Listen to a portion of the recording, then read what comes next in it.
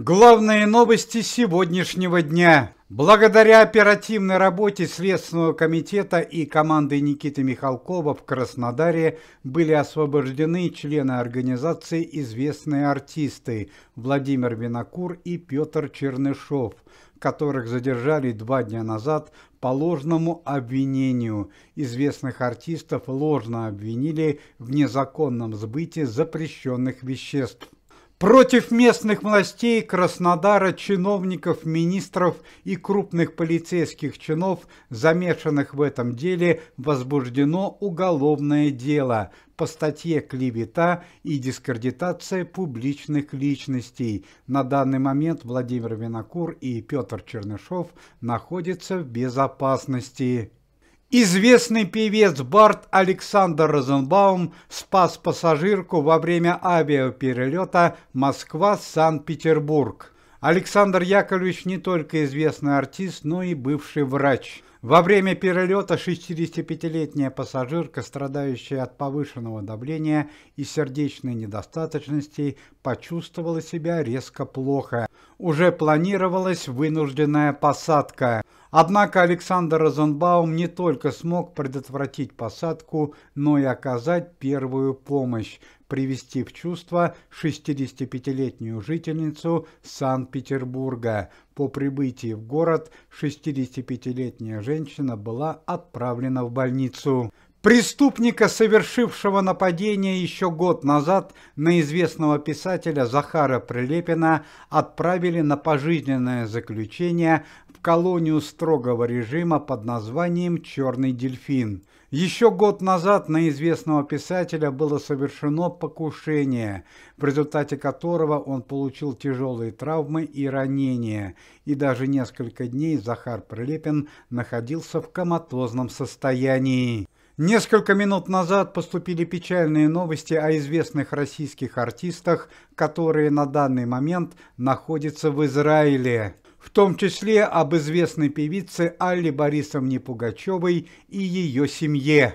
В связи с напряженной политической ситуацией в стране было объявлено чрезвычайное положение. В связи с этим некоторые жители страны, публичные личности и известные российские артисты, на данный момент проживающие в Израиле, спешно стали покидать страну, чтобы перебраться в Соединенные Штаты Америки. Однако все это привело к весьма печальным последствиям. В зоне опасности находились известные артисты: Семен Слепаков, певец Максим Леонидов, Андрей Макаревич вместе с семьей, Алла Пугачева и Максим Галкин. Стало известно, что семье Андрея Макаревича и Семену Слепакову удалось добраться до местного аэропорта и покинуть страну, а вот Алле Пугачевой и другим артистам повезло гораздо меньше. Во время чрезвычайной ситуации семья Аллы Пугачевой и певец Максим Леонидов укрылись в подвале особняка Аллы Пугачевой. Однако, несмотря на это, они получили ранения разной степени. Израильские СМИ сообщают, что на данный момент певец Максим Леонидов находится в реанимации. Алла Борисовна Пугачева получила тяжелые ранения в область головы и живота.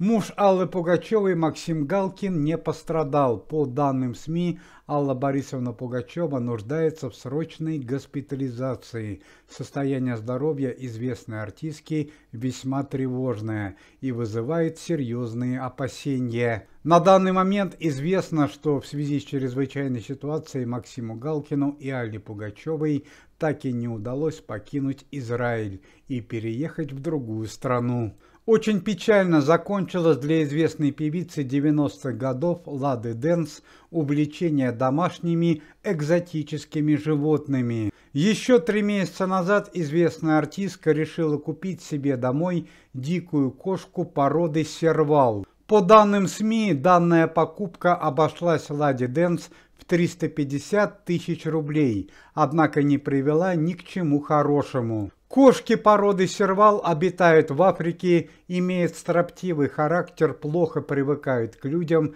и абсолютно не поддаются дрессировке. По По словам Лады Дэнс, за последние 2 месяца в ее квартире была полностью испорчена мебель. Ну а сегодня утром известной певице потребовалась скорая помощь. У певицы Лады Дэнс в результате общения с кошкой породы сервал диагностировано несколько ранений и укусов в области нижних конечностей. Известному корреспонденту Евгению Подобному, получившему несколько дней назад тяжелые ранения во время выполнения служебных обязанностей в зоне проведения спецоперации, было присвоено звание Героя России. Верховный главнокомандующий Российской Федерации подписал соответствующий указ. Известный преступник, член Ореховской группировки 90-х годов Леша Солдат, осужденный на 23 года за тяжкие преступления, попросил изменить ему меру наказания и отправить в зону спецоперации. Криминальный авторитет заявил, что в молодые годы служил в армии, а также имеет бесценный опыт поведения в подобных ситуациях. Отметим, что официально срок лишения свободы для Леши Солдата истекает в 2029 году. На счету Леши Солдата более 29 человеческих жизней. В основном это известные бизнесмены 90-х годов. Пресс-служба антикоррупционного комитета сообщает трагические новости о своих сотрудниках. Сегодня утром во время антикоррупционной проверки в городе Сочи погибли известные советские и российские артисты, члены организации. Отец актера Егора Бероева, советский актер Александр Бероев и известный советский и российский актер Михаил Жиголов. Трагическая смерть членов комитета известных артистов произошла при весьма странных обстоятельствах. Тела Александра Бероева и Михаила Жиголова были обнаружены сегодня утром в автомобиле, который находился около гостиницы, где они остановились. На первый взгляд признаков насильственной смерти не наблюдалось. По предварительным данным, Михаил Жиголов и Александр Бероев могли погибнуть или в результате отравления, или в результате применения специальных смертельных медицинских инъекций. В связи с чрезвычайной ситуацией вправились представители Следственного и антикоррупционного комитета. Преступников пока задержать не удалось. Надо отметить, что Александр Бероев и Михаил Жиголов работали в антикоррупционном комитете Никиты Михалкова с февраля 2024 года. Игроки известной российской хоккейной команды из города Биробиджана были приговорены к 15 годам лишения свободы за потасовку, драку, которую они устроили во время товарищеского матча. Чрезвычайная ситуация заключается в том факте, что соперники хоккеистов были представители команды местной федеральной службы безопасности, которые во время потасовки получили тяжелые травмы и повреждения, в результате чего было возбуждено уголовное дело. Сегодня утром начальник Следственного комитета Александр Иванович Бастрыкин, который до этого времени находился в реанимации, пришел в сознание. Ему стало лучше. К сожалению, Александр Иванович до сих пор не знает, что в его семье произошла страшная трагедия. Ведь несколько дней назад в результате трагического ДТП погибли родная сестра, 2 внука и младший сын Александра Ивановича Бастрыкина.